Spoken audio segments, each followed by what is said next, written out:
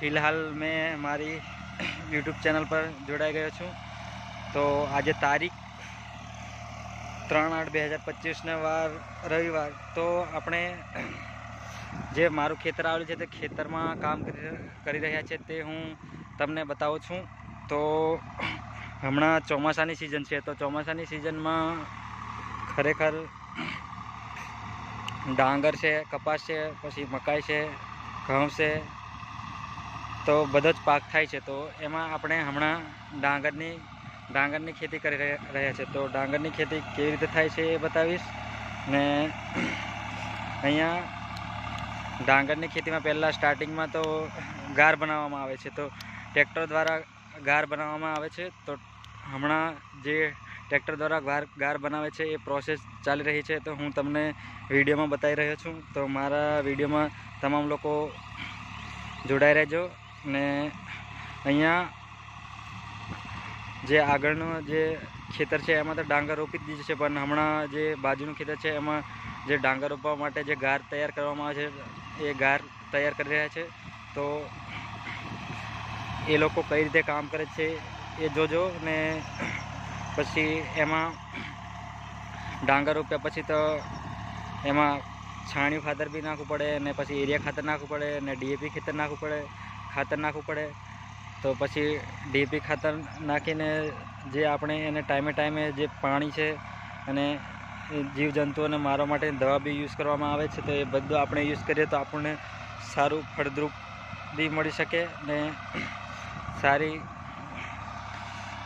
ફળદ્રુપ ખેતીને મળવાથી ઉત્પાદન બી સારું મળે અને ઉત્પાદન સારું મળે તો આપણને જે પાક મળે એ પાકમાં બી વધારો જોવા મળે અને પાકમાં વધારો જોવા મળે એટલે આપણે જે સિઝન પ્રમાણે જે માર્કેટમાં જે ભાવ ચાલતો હોય તે ભાવમાં જ્યારે ભાવમાં અત્યારે અમુક ટાઈમે ફુગાવો બી થઈ જાય છે। એટલે ખરેખર જે પ્રમાણે ભાવ વધારે હોય તે પ્રમાણે આપણે માર્કેટમાં બી ભાવ કેટલો છે પૂછીને આપણે ખરેખર એને જે માર્કેટના દુકાનદારને આપવું જોઈએ, કેમ કે આપણે બી આખું વર્ષ મહેનત કરી છે। તો ખરેખર આપણને બી ફાયદો થવો જોઈએ ને ખેતીમાં બી એવી ખેતી કરો કે આપણને ખેતીમાંથી આપણે બાય ચાન્સ મહેનત કરીએ પ્લસ આપણી પાસે બી થોડા ઘણું પેમેન્ટ વધે તો પેમેન્ટથી આપણે કંઈ નાનો મોટો ધંધો કરી શકીએ।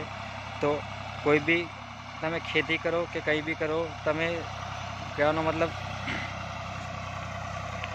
એમાં તમને ફાયદો થવો જોઈએ। ફાયદો થશે એટલે તમે ઓટોમેટિક આગળ આવશો, પણ તમે આયોજનથી અને પ્લાનિંગથી ખેતી કરો। અને આ બાજુમાં ડુંગરાળ વિસ્તાર આવેલો છે। તો ડુંગરાળ વિસ્તારમાં બધું અલગ અલગ પ્રકારના વૃક્ષો આવેલા છે, જેમ કે લીરગલી છે।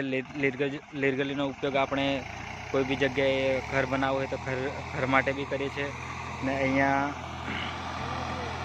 અહીંયા બોર બી છે। તો બોરનો બી આપણે સારી રીતે ઉપયોગ કરીએ છીએ, કેમ કે બોરમાંથી પાણી આવે છે। તો પાણીનો યુઝ આપણે ખેતીવાડીમાં અત્યારે જે પાણી છે એ અત્યારે જે પાણી નર્મદાનું નદી જે અમરકંટકમાંથી જે પાણી નીકળે છે આજે કચ્છ સુધી પહોંચી ગયું, પણ અત્યારે જે આદિવાસી જે નજીકના વિસ્તારના લોકો છે એમને ખરેખર પાણી બી નથી આપવામાં આવતું। તો ખરેખર આપણે એ મુદ્દા રિલેટેડ બી આપણે ભવિષ્યમાં કોઈ બી સાંસદ હોય, ધારાસભ્ય હોય કે કોઈ બીને આપણે રજૂઆત કરવી પડે અને રજૂઆત કરીશું એટલે આપણને જે બી હમણાં સમસ્યા છે એ સમસ્યાનું સોલ્યુશન આવશે।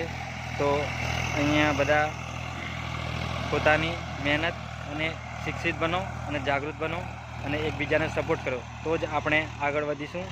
બાકી તો આપણે એકબીજાને સપોર્ટ નહીં કરીશું તો આપણે જે કન્ડિશન ચાલે છે એ જ રહેશે। તો અહીંયા હું મારી વાણીને પૂર્ણ વિરામ આપું છું। જય જોહાર, જય આદિવાસી।